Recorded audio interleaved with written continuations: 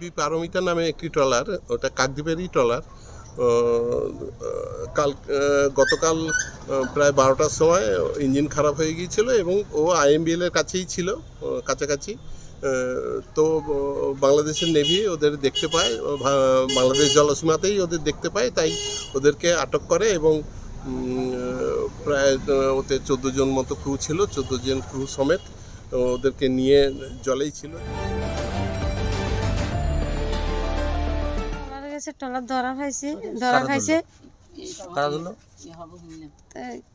এই সবাই খবর নিলাম। আচ্ছা, কারা ধরেছে, কি খবর পেয়েছে? বাংলাদেশে ধরা খাইছে, আচ্ছা, নেভি এখন ধরা খাইছে, এখন শুনছি।